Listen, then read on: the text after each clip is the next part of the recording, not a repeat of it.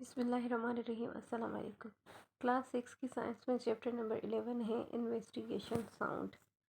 Investigation sound के अंदर हम ये समझेंगे कि साउंड क्या होता है, व्हाट इज़ साउंड, उसके साउंड के फॉर्म्स क्या होते हैं और साउंड की जो स्पीड होती है, compare the speed of sound in solid, liquid and gases medium, कि गैसेस में साउंड की स्पीड क्या होती है, सॉलिड में साउंड की स्पीड्स क्या होती हैं और लिक्विड के अंदर साउंड की स्पीड क्या होती है, और identify a variety of materials through which sound can travel, और साउंड किस किस चीज़ों में ट्रेवल कर सकता है और ह्यूमन एयर साउंड को किस तरह से रिसीव कर सकती है। तो ये सारे हमारे ऐसे लॉज हैं जो कि हम इसके अंदर समझेंगे। चलिए आइए स्टार्ट करते हैं। सबसे पहले व्हाट इज़ साउंड। साउंड क्या होता है? Sound is a form of energy produced by the vibrating objects. Sound एक फॉर्म है एनर्जी का जो कि वाइब्रेट करता है डिफरेंट ऑब्जेक्ट्स के अंदर, स्प्रेड इन ऑल डायरेक्शंस, और सारी डायरेक्शन में फैल जाता है।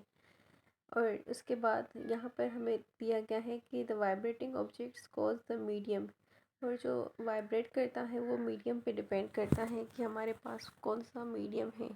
फॉर एग्ज़ाम्पल अगर सॉलिड है, लिक्विड है या गैस है। जैसे कि अगर हम बात करें एक एरोप्लेन की, जो एरोप्लेन होता है, हमने अक्सर जब भी आसमान में एरोप्लेन को देखा है तो एरोप्लेन जाते ही हमें बहुत तेज़ी से एक वाइब्रेशन, एक साउंड सुनने को मिलता है। तो ये क्यों होता है? जब भी साउंड किसी ऐसी जगह पे होता है जो खुली हुई हो, यानी किसी अगर वैक्यूम के अंदर ना हो, किसी सॉलिड के अंदर ना हो, तो साउंड बहुत ज़्यादा तेज़ी के साथ वाइब्रेट करता है जब वो किसी खुली जगह पे हो, मीन्स एयर में। जैसे कि अब यहाँ पर एक पिक्चर दी गई है और पिक्चर के अंदर क्या है, पिक्चर के अंदर हमें ये बताया गया है कि a microphone is a device which convert sound energy into electrical energy. When the sound waves strike the diaphragm it vibrates. ये जो माइक्रोफोन्स होते हैं ये एनर्जी को चेंज करते हैं। जब इनमें हम इलेक्ट्रिकल एनर्जी सप्लाई करते हैं तो वो हमें साउंड एनर्जी में कन्वर्ट हो जाते हैं। या हम ये भी कह सकते हैं कि जो साउंड एनर्जी है वो इलेक्ट्रिकल एनर्जी में कन्वर्ट हो जाती है। मीन्स वन फॉर्म से दूसरी फॉर्म में एनर्जी कन्वर्ट हो जाना एक इलेक्ट्रिक के जरिए इस कॉल्ड अ माइक्रोफोन, या कोई ऐसा डिवाइस हो। Next, how does sound travel.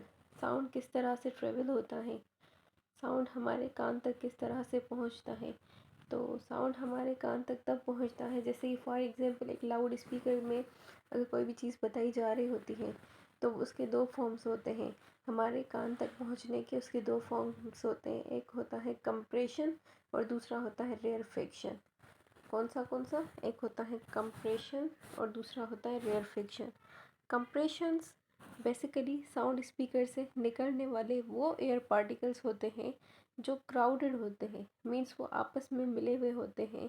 छोटे छोटे से पार्टिकल्स होते हैं जो आपस में मिले हुए होते हैं, जो कि साउंड पैदा कर रहे होते हैं, जिनको हम एयर पार्टिकल्स भी बोल रहे होते हैं। और रेयरफिक्शन क्या है?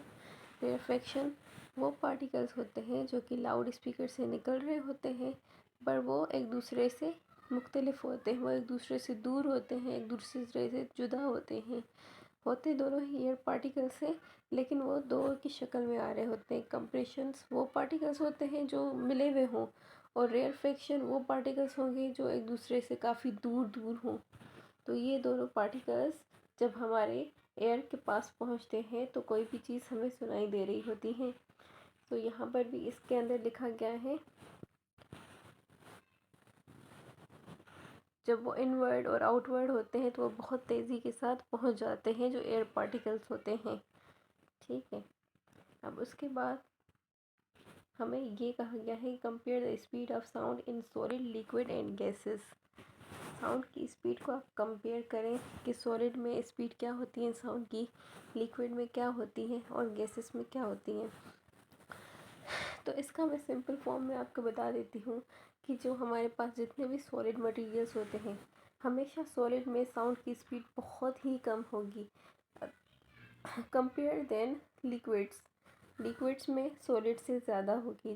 जितना भी हम लिक्विड अगर देखेंगे तो लिक्विड में स्पीड साउंड की ज़्यादा होती है।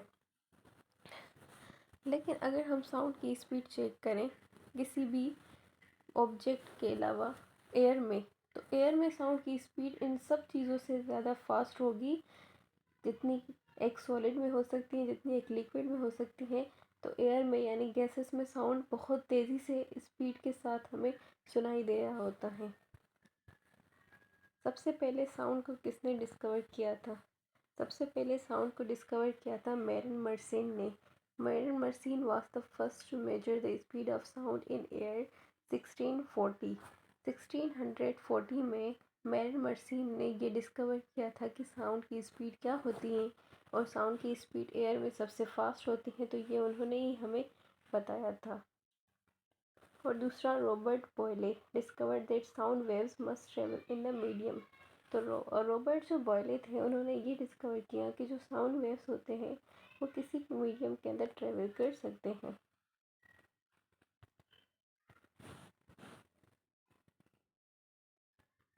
Y do we see lightning before the thunder? हमें सबसे पहले जब भी कोई थंडर होता है उससे पहले हमें लाइटनिंग क्यों नज़र आती है और साउंड क्यों बाद में हमें हमारे कानों तक पहुंचता है? तो बेटा, जो लाइट की स्पीड है, लाइट सबसे ज़्यादा फास्ट है। दुनिया की सबसे फास्ट चीज़ लाइट होती है जो कि फ़ौरन से ज़मीन पे पहुंच जाती है। Then sound.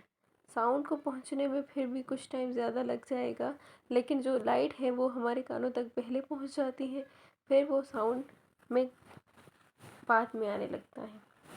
और यहाँ पर कुछ हमें एग्जांपल्स दिए गए हैं। ये डिफरेंट एग्जांपल्स हैं कि speed of sound in different materials. ये जो डिफरेंट ऑब्जेक्टिव्स हैं, जैसे कि एल्यूमिनियम है। एल्यूमिनियम क्या है? एक स्टील है। तो जो स्टील होती है उसमें साउंड बहुत तेज से, यानी उसमें उसकी स्पीड काफ़ी स्लो होती है, तो उसको ट्रैवल करने में, उसकी स्पीड को पहुंचने में एल्यूमिनियम के अंदर काफ़ी टाइम लग जाता है, जो कि सबसे ज़्यादा हमारी स्लो स्पीड कहलाएगी। उसके बाद अगर हम बात करें ब्रिक की, ब्रिक क्या है? ब्रिक भी एक सॉलिड चीज़ है, तो ब्रिक में भी साउंड की स्पीड काफ़ी स्लो होती है। कॉपर में स्लो होती है, ग्लास में मीडियम हम कह सकते हैं, गोल्ड में हम मीडियम कह सकते हैं, लीड में हम मीडियम कह सकते हैं, सी वाटर में काफ़ी कम है। लेकिन उसके बाद जो हम अगर बात करें एयर की, तो एयर क्या है? एयर एक ऐसी चीज़ है जहाँ पर साउंड सबसे ज़्यादा फास्टेस्ट मीडियम है, जिसमें साउंड सबसे ज़्यादा फास्ट ट्रेवल कर रहा होता है। फॉर एग्जांपल जो एयर है उसमें 332 मीटर्स पर सेकंड उसको टाइम लगता है, और 332 मीटर में वो साउंड वहाँ तक पहुँच जाता है। ठीक है, उसके बाद explain how the human air receive sound. इसमें हमें ये कहा गया है कि ये एक्सप्लेन करें कि ह्यूमन एयर में साउंड किस तरह से ट्रेवल कर रहा होता है, किस तरह से वो रिसीव कर रहे होते हैं। तो हमारी जो ह्यूमन एयर होती है, मैं इसको क्लोज करके दिखा रही हूँ। ह्यूमन एयर के हमारे 3 पार्ट्स होते हैं। कितने पार्ट्स होते हैं? 3 पार्ट्स होते हैं, आउटर, मिडल और इनर। ये 3 पार्ट हैं हमारे ह्यूमन एयर के। तो ह्यूमन एयर के अंदर जब भी कोई हमारा साउंड वाइब्रेट कर रहा होता है तो वो सबसे पहले हमारे आउटर एयर में एंटर होता है, और आउटर एयर के बाद जब वो साउंड अंदर पहुंच रहा होता है तो वो साउंड ट्रेवल करने के बाद एयर ड्रम में पहुंच रहा होता है, जो वाइब्रेशन में चेंज होता है। और एयर ड्रम कौन से पार्ट में होता है? हमारा एयर ड्रम जो है मिडिल एयर के अंदर हो रहा होता है।